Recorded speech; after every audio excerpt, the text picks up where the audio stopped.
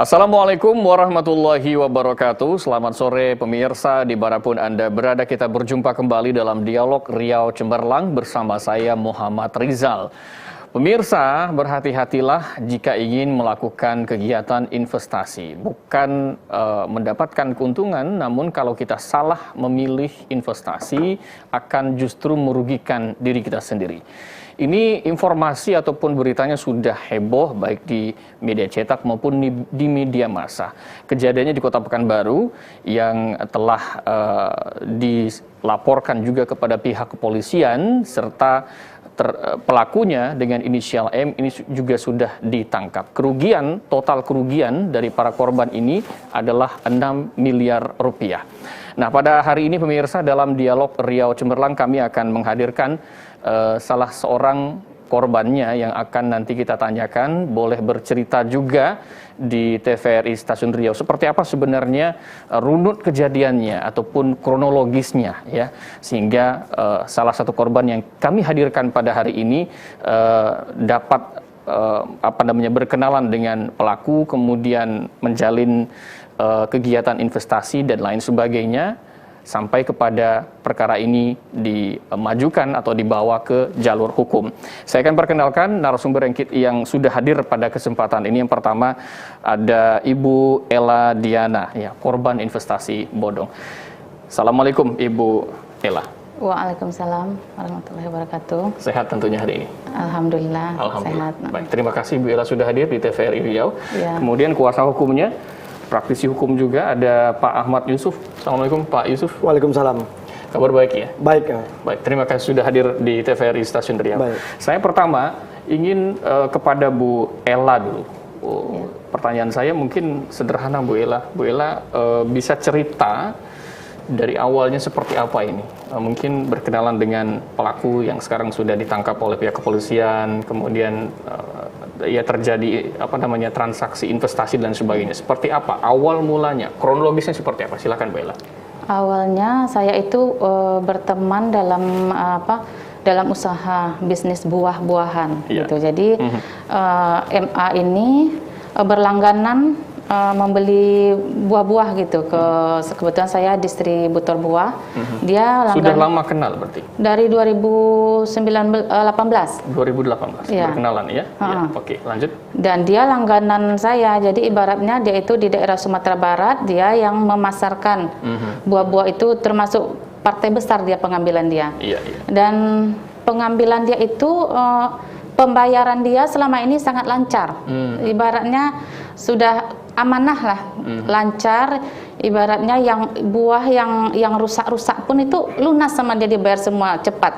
Iya. Saya biasa kan kasih tempo sama orang. Kalau orang kan bayarnya kan agak lama gitu, ditagih dulu baru apa gitu. Kalau MA ini sangat lancar pembayarnya, jadi udah dekat lah gitu dalam berbisnis. Jadi percaya, sangat percaya. Sejak tahun 2018 berkenalannya, menjadi salah satu pelanggan reseller buah saya. Reseller buah-buahan. Penjualannya bagus, partai besar gitu kan. 2018. Oke. Sampai kepada adanya semacam tawaran-tawaran investasi, seperti apa awal ceritanya? Kebetulan MA ini selain berjualan buah-buah gitu, dia juga kerja di perusahaan bidang consumer good gitu ya. Jadi yang biasa ngisi-ngisi keswalayan gitu. Setelah itu tahun 2021 awal itu dia bilang dia ngisi produk yogurt itu sama sosis untuk swalayan-swalayan. Kayak jadi frozen gitu ya. Khusus yogurt dan sosis. Khusus yogurt dan sosis. Yogurt dan sosis untuk ngisi-ngisi swalayan dia bilang, karena kebetulan tempat kerja dia itu memang barang-barang untuk swalayan. Jadi saya semakin percaya kan itu memang kerja dia hari-hari gitu di perusahaan itu. Sebelumnya itu lagi dia memang menjual produk itu, Mas. Jadi dia memang nampak produknya, dia isi-isi juga orang-orang di Pekanbaru ini gitu. Waktu itu dia belum membutuhkan investor ya, memang jualan dia sendiri gitu.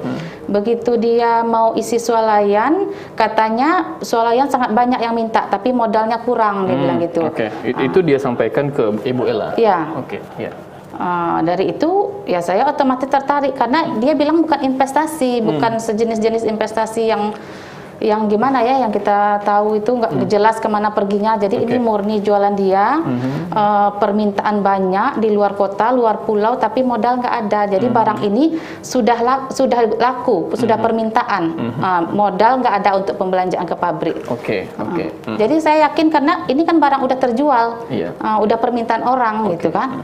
Itu awalnya saya tertarik. Ini berarti menurut yang Ibu ketahui juga dari pelaku ini, begitu ya, bahwasanya dia punya usaha, punya usaha yogurt dan juga sosis yang pasarnya sudah luas, sudah dan memang banyak. Kelihatan ada barangnya di dia. Karena itu kemudian saya apa cerita selanjutnya yang mengarah kepada seperti berita-berita yang kita dengarkan, baik itu di koran, baik itu di media cetak, media online juga, investasi bodong katanya. Dan Ibu merupakan salah satu korban. Bagaimana awal ceritanya?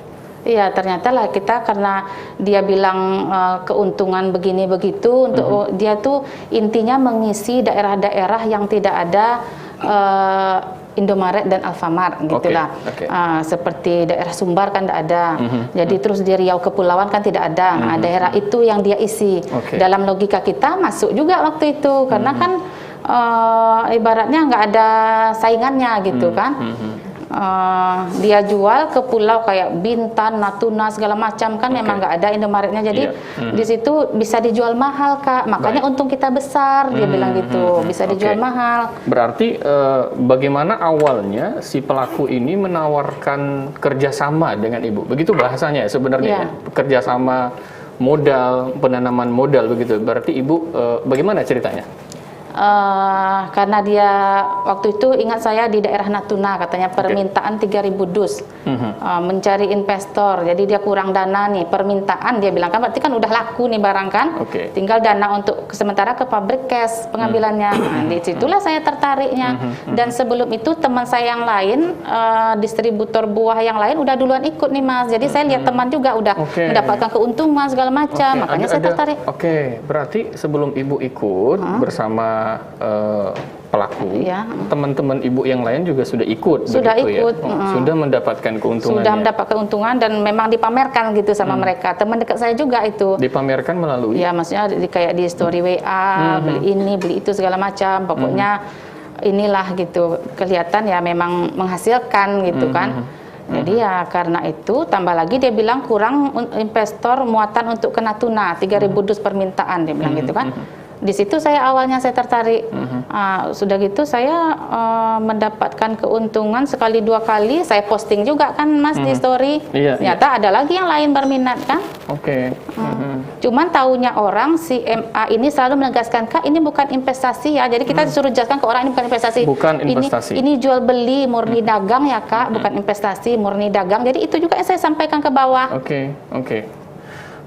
Sebelum Ibu bergabung, setahu Ibu ini, ada berapa orang sih teman-teman Ibu yang bergabung sebelumnya? Mungkin sekitar 6-10 orang. Itu banyak juga ya? Dan mereka sudah lama bergabung? Mereka di Februari, saya mulai April akhir 2021. Jadi awalnya si MA ini, pelaku ini memberitahuan kepada Ibu bahwa ada permintaan besar dari luar daerah, Natuna.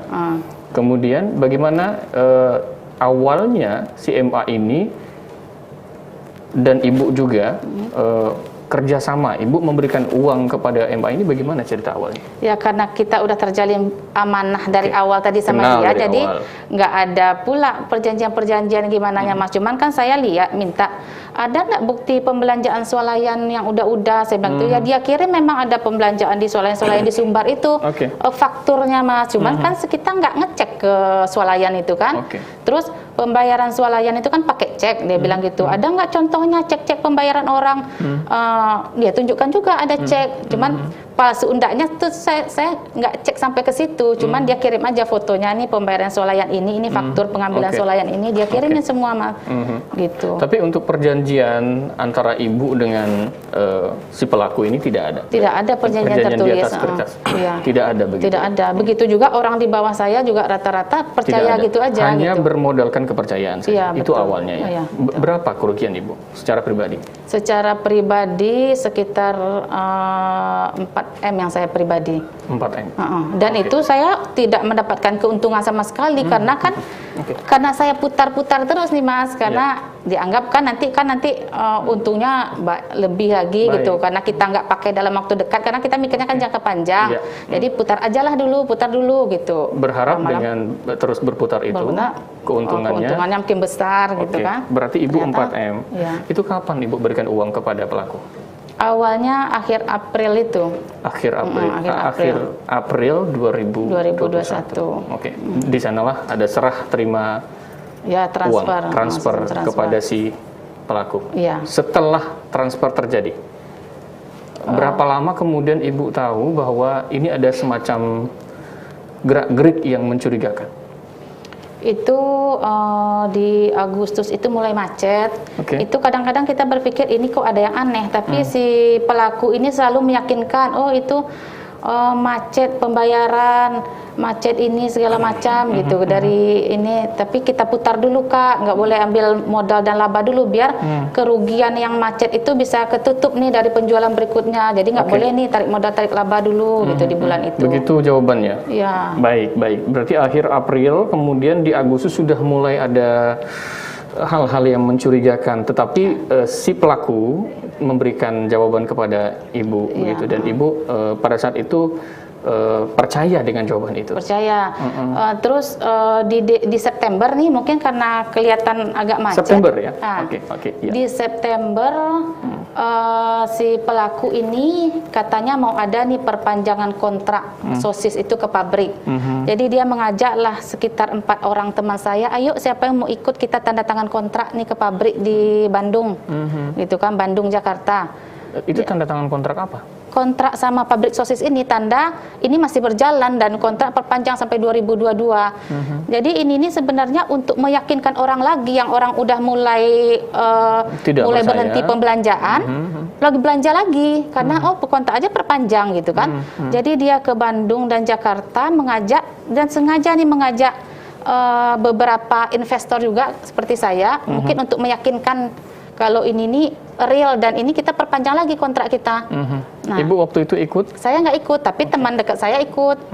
Nah, apa cerita dari teman dekat mungkin setelah ikut kemana tadi? Ke pabrik sosis itu. Pabrik sosis itu, apa ceritanya? Sampai di pabrik sosis itu karena masa pandemi, jadi pabrik itu katanya lagi ada steril penyemprotan. Jadi kita nggak bisa masuk nih, dia bilang gitu kan. Itu kapan ya dia membawa ke pabrik? September awal. Berarti September 2021 masih pandemi saat itu.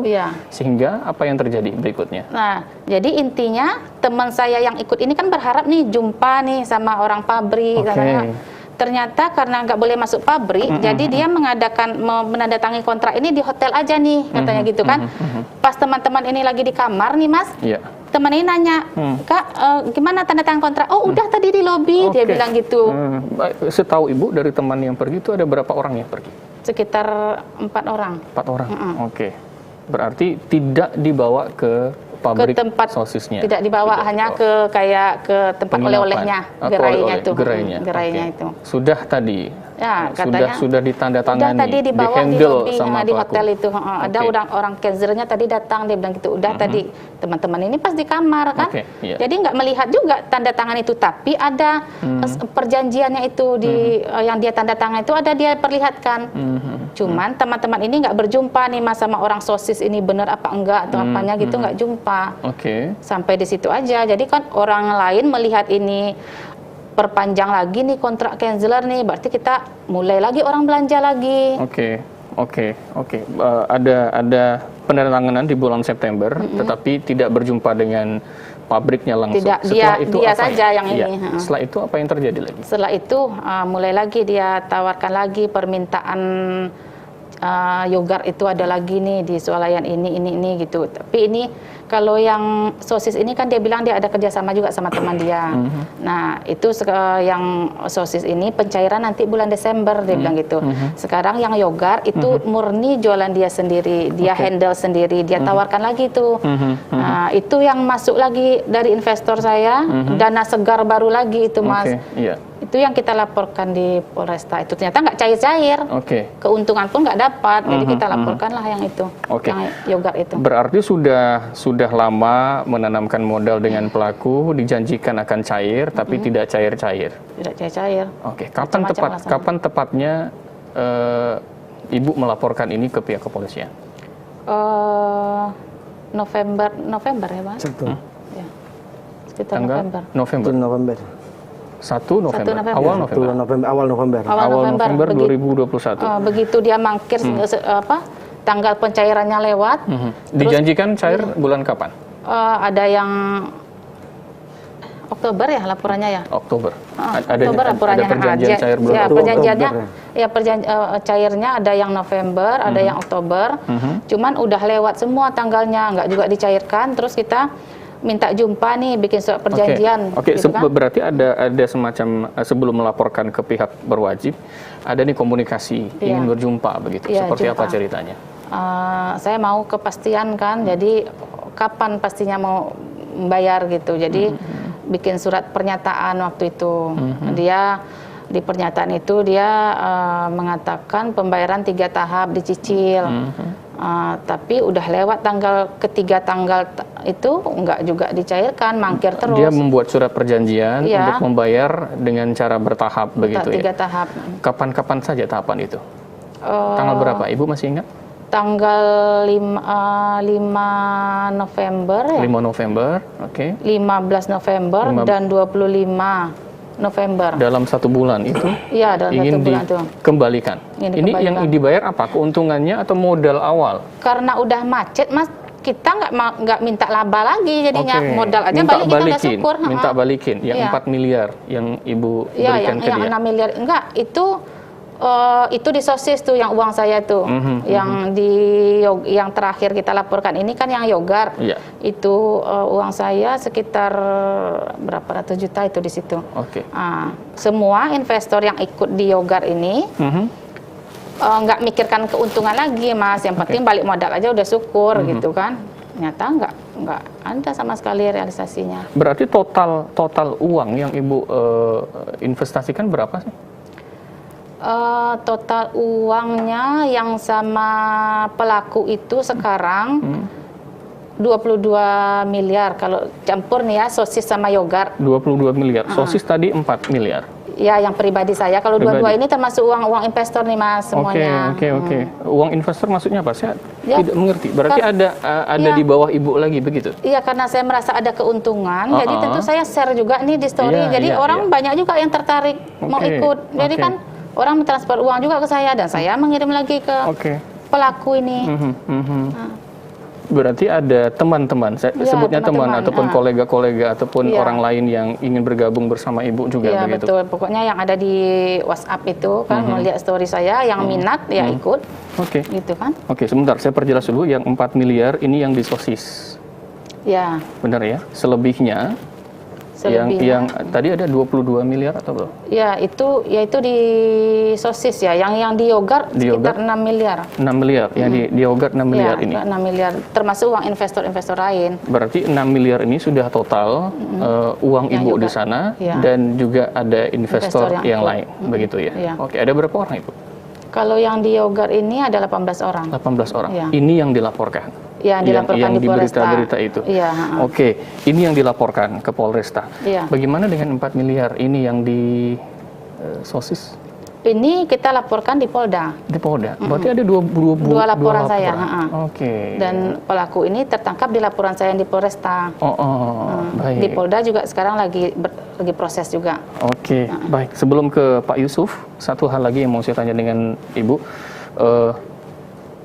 Berjumpa langsungkah sebelum dilaporkan ke pihak kepolisian? Apakah berjumpa langsung dengan si pelaku ini untuk untuk ada surat pernyataan tadi? Apakah berjumpa langsung atau hanya melalui komunikasi media massa atau di handphone atau WhatsApp dan Berjumpa sebagainya? langsung. Berjumpa langsung.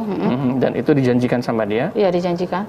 Dia sama lawyer dia juga waktu itu menandatangani pernyataan itu. Ke rumah saya dia juga main, biasa-biasa aja dia main waktu itu. Baik. Ya, kita sudah dapatkan ceritanya ini, pemirsa, dan bersama kita juga saat ini ada kuasa hukum dari Ibu Ella Diana. Ini kuasa hukum Bu Ella saja atau bersama yang lain juga nih? Kuasa hukum Bu Ella saja. Bu Ella saja gitu ya. Nah, pertanyaan saya ke Pak Yusuf, sebelum upaya hukum yang dilakukan saat ini, yang ingin saya tanya yang pertama adalah terkait dengan dalam kasus ini perlindungan terhadap konsumen, undang-undang kita apakah ada perlindungannya Pak terhadap Ibu Ella dan kawan-kawan yang menjadi korban begitu? Baik, sebagai kuasa Ibu Ella Diana, berdasarkan kronologis yang dia ceritakan kepada kami, ini kami melihat dari cerita Ibu Ella Diana ini adanya unsur penipuan dan unsur penggelapan. Tapi unsur penipuan objeknya itu investasi bodong. Jadi maksud kami investasi bodong itu di sini adanya scam. Scam dalam artinya itu adanya skema Ponzi dan atau skema piramida. Yaitu penipuan yang melakukan perekrutan sejumlah investor yang mana para promotornya atau puncak scam itu melakukan perekrutan kepada sejumlah investor. Dan sejumlah investor itu juga merekrut yang investor lainnya. Ada skema begitu ya? Skema. Karena itu kami bilang setelah ibu ini menceritakan kronologis yang pada kami, kami sudah melihat karakteristik dan modusnya. Berarti kami setelah ibu ini konsul, kami sudah nyatakan secara hukum, ini murni penipuan dan penggelapan dalam investasi bodong. Kalau dipertanyakan tentang payung hukumnya, kalau payung hukum tentang investasi bodong ini, ya kalau dalam KUHP sudah tertera dia penipuan dan penggelapan. Penipuan. Tapi cara-caranya sudah ditera juga di IT. Karena kenapa di IT, undang-undang IT? Karena modus-modus investasi bodong sekarang ini banyak gunakan alat-alat teknologi canggih sekarang ini. Kenapa canggih? Dalam perkara Bu Ella Diana, kami menemukan bukti itu berdasarkan percakapan WhatsApp-nya. Itu yang pertama. Buktinya. Yang kedua itu kami melihatnya berdasarkan bukti rekening korannya. Yang ketiga adanya komunikasi. Nah, itu kami melihatnya adanya unsur investasi bodongnya. Jadi setelah kami lakukan gelar lagi bersama tim dari kantor saya, akhirnya kami menyatakan ini jelas nih investasi bodong. Skema ini skema Ponzi. Kenapa tidak skema piramida? Dalam prinsip kami, saya sudah pengalaman nih. Sebelum perkara ini, saya juga sudah menangani perkara kasus yang sama, juga objek yang sama, tapi berbeda alur ceritanya. Jadi kami lihat ini skema Ponzi, kenapa tidak skema piramida? Bedanya seperti apa? Boleh dijelaskan sedikit, Pak Yusuf? Kalau kejahatan dalam skema Ponzi itu dia perorangan dia, pelakunya perorangan, tidak ada badan hukum. Sedangkan skema piramida ada badan hukum, seperti korporasi, perusahaan, PT. Berarti ini tidak ada berbadan hukum? Tidak ada berbadan hukum. Personal, sendirian? Personal. Nah, karena ini kita melihat karakteristik atau modusnya, ini sangat luar biasa. Kenapa kami menyatakan ini sangat luar biasa? Karena menggunakan teknologi yang canggih dan drama yang sangat luar biasa. Karena melihat transaksi dan rekening koran yang ada pada klien kami, kami melihat ini mantap kali, luar biasa kali ini kejahatannya. Setelah kami telusuri terus permasalahannya, ada dua pokok permasalahan. Apa itu? Yang satu pokok permasalahannya murni pidana penipuan dan penggelapan. Murni diatur dalam KUHP. Yang kedua sudah memenuhi delik untuk penipuan ini? Sudah memenuhi delik pidana. Kenapa kami nyatakan itu sudah jelas? Yang pertama itu tidak ada pengembalian dia. Di-store dengan uang segar dan diiming-imingi keuntungan dalam waktu 15 hari yang fantastik, 30%. Siapa yang tidak mau? Akhirnya uang itu tidak kembali, tidak ada putaran. Itulah yang kami laporkan di Polresta. Tetapi menurut cerita dari Bu Ella, ada perjanjian sebelumnya bahwa dalam 1 bulan, di bulan November 2021, pelaku berniat untuk mengembalikan. Kalau perjanjian dalam kejahatan pelaku ini tidak ada perjanjian. Dari April sampai bulan September itu tidak ada perjanjian. Di November katanya akan dikembalikan. Ya, setelah kami buat laporan, baru ada itikat baik dari pelaku. Setelah dilaporkan ke pihak yang berwajib. Sudah kami laporkan dulu. Jadi November akan dikembalikan, berarti sebelum November sudah dilaporkan. Sudah kami laporkan. Oke. Sudah laporkan itu penipuan dan penggelapan di Polresta. Dan di Polda belum. Karena kami lihat ini di Polresta itu jelas unsurnya pidananya. Karena itu kami melapor. Tapi karena melapor, karena ibu ini kan ada konsultasi. Sehingga hasil konsultasi saya disampaikannya kepada pelaku. Dia nggak tahu nih, nggak sadar ibu nih. Klien saya ini nggak sadar. Disampaikan kepada pelaku. Kepada pelaku.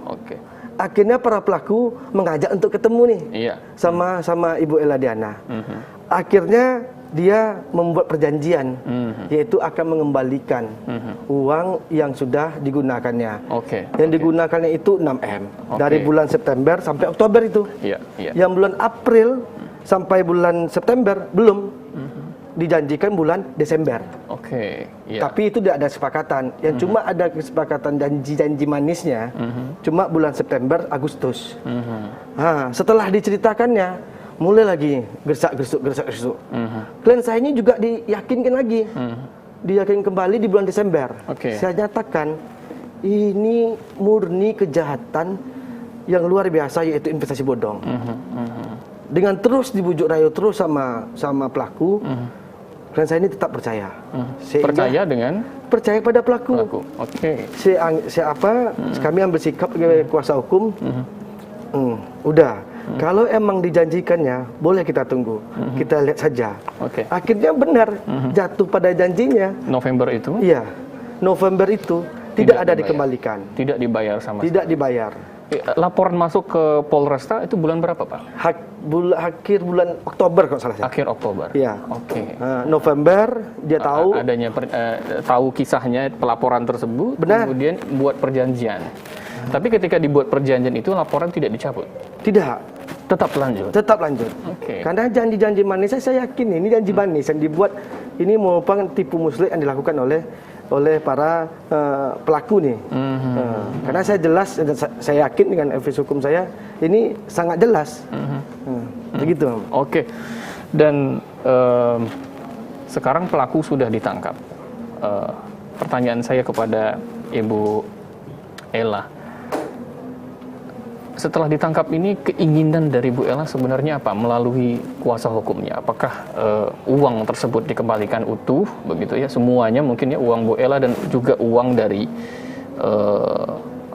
investor lain, atau seperti apa nih keinginannya?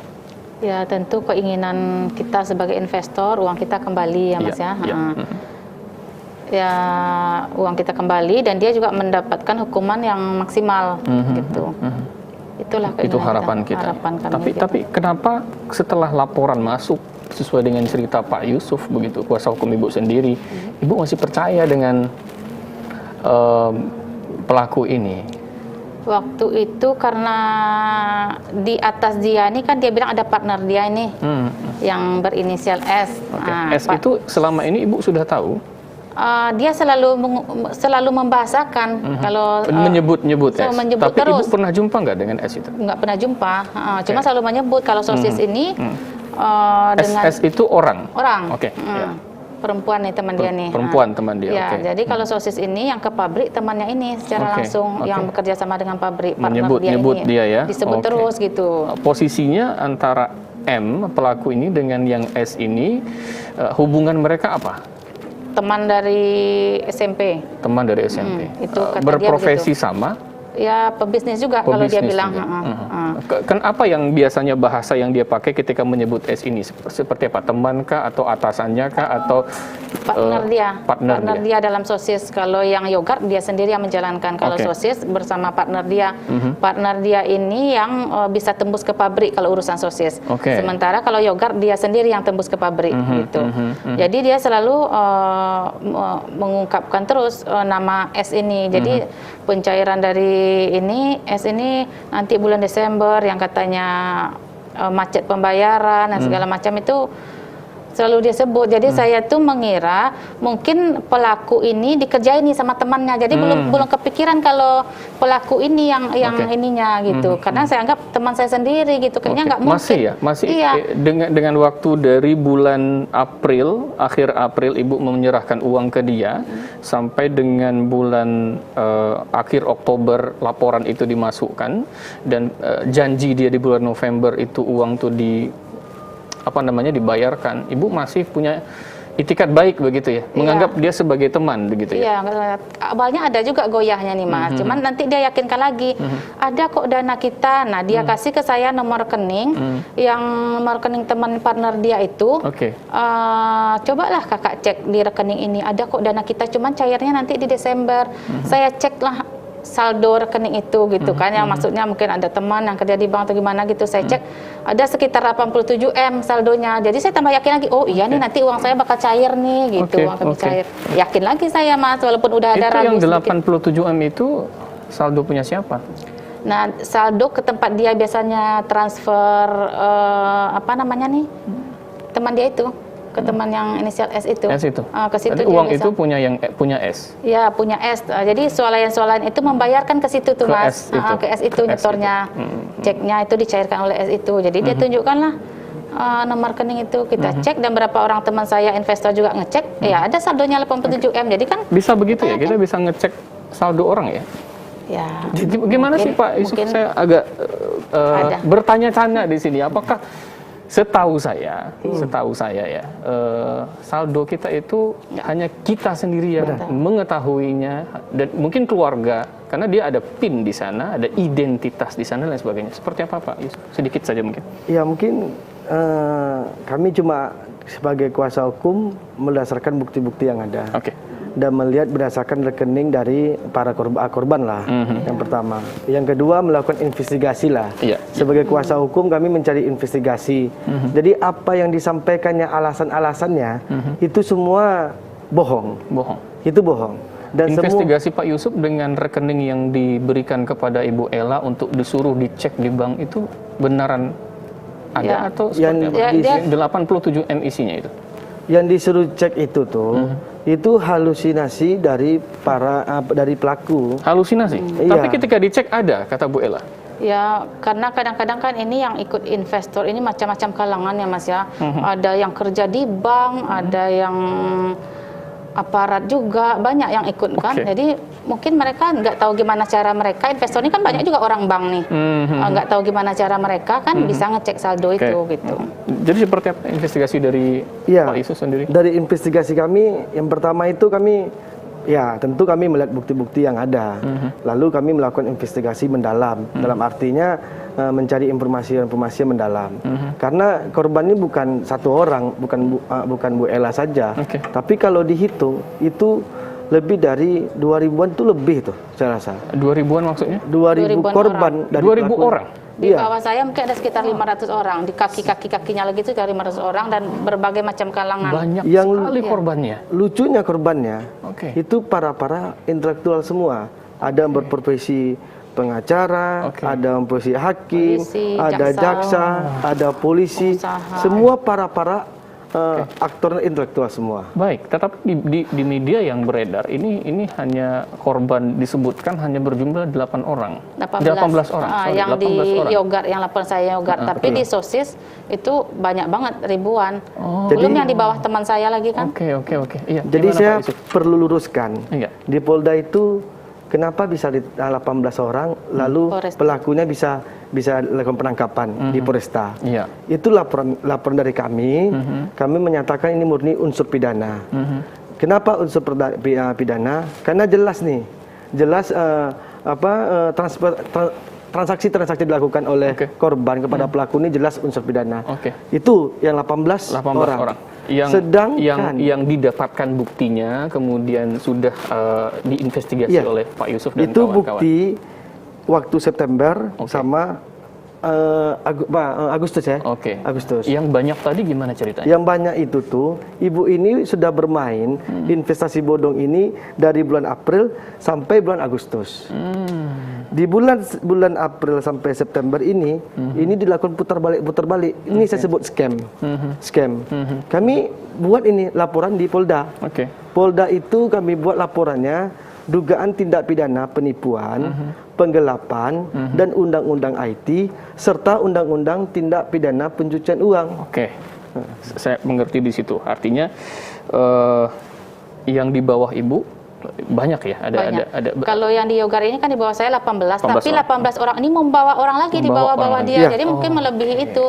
Sedangkan yang di Sosis di bawah saya langsung ada 92 orang, tapi yang 92 orang ini membawa lagi mungkin sampai ada 500 orang. Ada yang 1 orang di bawah saya itu investor di bawahnya ada 100 orang lagi.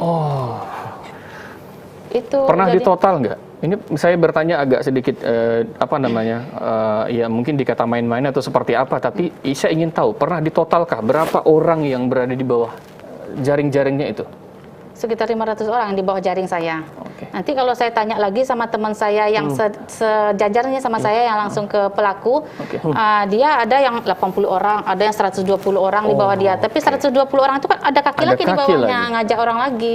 Berarti Ibu juga ngajak orang. Dari cerita kita semua ini, Ibu diajak oleh si pelaku, kemudian dengan iming-iming keuntungan sekian persen dalam waktu sekian hari, Ibu juga membawa orang. Ya, saya membuat di status nih Mas. Saya bikin kadang di situ yang mau aja. Jadi yang mau itulah yang komen. Tapi kalau secara langsung saya japri orang, ikut dong ini nggak pernah saya. Pertanyaan saya, mohon maaf, dari Ibu mengajak orang itu, ada yang melaporkan Ibu nggak? Karena kalau kita baca skema-skema ini, berkemungkinan juga orang yang di bawah Ibu juga merasa saya diajak oleh si Anu kok nggak ada segala macam, saya nggak tahu yang di atasnya, saya diajak oleh maaf Ibu sendiri. Apakah ada yang melaporkan Ibu? Mungkin ada, yang saya dengar ada, tapi saya belum ada pemanggilan ke saya nih atas laporan orang itu. Tapi kalau somasi ada. Somasi ada. Ada berapa banyak somasi yang sampai? Yang saya tahu 6. Sudah ditanggapi Pak Yusuf somasi itu? Sudah ditanggapi. Sudah ditanggapi. Baik, terima kasih Ibu, kita sudah di penghujung waktu. Terakhir saya ke Pak Yusuf. Baik. Bu Eli dan kawan-kawan, Bu Ella dan kawan-kawan ingin uangnya kembali dan si pelaku ini dihukum dengan setimpal. Apakah berpotensi uangnya kembali atau hukuman maksimal bagi pelaku ini seperti apa? Kalau hukuman tetaplah berjalan proses hukumnya. Kalau untuk pengembalian itu tergantung semua para investor semuanya bisa bekerja sama dan satu tujuan. Karena saya sebagai kuasa hukum sudah melaporkan tindak pidana pencucian uang. Setelah ini ada kerjasama para investor semua, saya berharap nih para penegak hukum untuk segera serius untuk bisa melakukan proses yang lebih tindak lanjut yang keras dan ekstrim. Di Polresta Pekanbaru sudah ada putusan hukuman? Kalau di Polresta mau naik tahap 1 namanya. Berarti pertanyaan saya ini sudah sampai di mana? Proses di Polresta itu sudah dilakukan 2 alat bukti yang sah sudah terpenuhi. Akan naik tahap 1. Akan naik sidang ini. Sedangkan di Polda masih proses penyelidikan. Kemungkinan saya kemarin sudah meminta tindak lanjut. Menjadi pokok permasalahan itu cuma masalah para investor yang di bawah pelaku ini. Contoh, Ibu Ella ini kan banyak di bawahnya. Ini di bawahnya juga banyak. Ini nggak bisa kerjasama. Saling berpikiran yang tidak baik. Dia nggak tahu nih ini investasi bodong. Saya sudah katakan karakteristik dari modus dari investasi bodong itu adanya perikutan. Perikutan dari para promotor puncak, juga para investor itu juga melakukan perikutan. Harus dilihat itu investasi bodongnya. Terakhir sebelum kita closing. Ini kan ada ke Sosis, ada ke Yogurt juga. Investigasi kita, benar nggak orang ini bekerja sama dengan kedua merek yang disebutkan ini atau kedua perusahaan yang disebutkan ini? Oke, dari Polresta sudah jelas, sudah terang, sudah melakukan penyidikan. Iya. Dia menyatakan kerjasama dengan produk Cimory lah dibilangnya. Itu bohong. Bohong. Oke. Baik. Dan sedangkan Kanzler yang dikatakannya itu sosis, ada kerjasama, itu juga dapat dinyatakan juga diduga keras, itu sangat bohong. Itu sudah dirilis oleh Kalau Polresta. Kanzler masih diperiksa oleh pihak Polda. Oke, yang sudah benar-benar nyata dan terang secara hukum, itu di Polresta. Tidak ada satupun kerjasama dia dengan perusahaan tersebut. Baik, oke. Terima kasih Pak Ahmad Yusuf, Ibu Ella Diana, terima kasih. Kita doakan semoga proses hukum ini bisa berjalan dengan lancar sesuai dengan harapan yang kita inginkan sendiri dan pelaku bisa dihukum dengan setimpal. Dan tadi Ibu Ella dan kawan-kawan ingin uangnya dikembalikan, itu juga semoga bisa terwujud ya Pak Yusuf ya. Terima kasih sekali lagi, dan pemirsa dimanapun Anda berada, ini adalah akhir dari perbincangan kita dengan Ibu Ella Diana, korban investasi bodong, bersama kuasa hukumnya Pak Ahmad Yusuf. Saya Muhammad Rizal mengucapkan terima kasih. Wassalamualaikum warahmatullahi wabarakatuh dan sampai jumpa.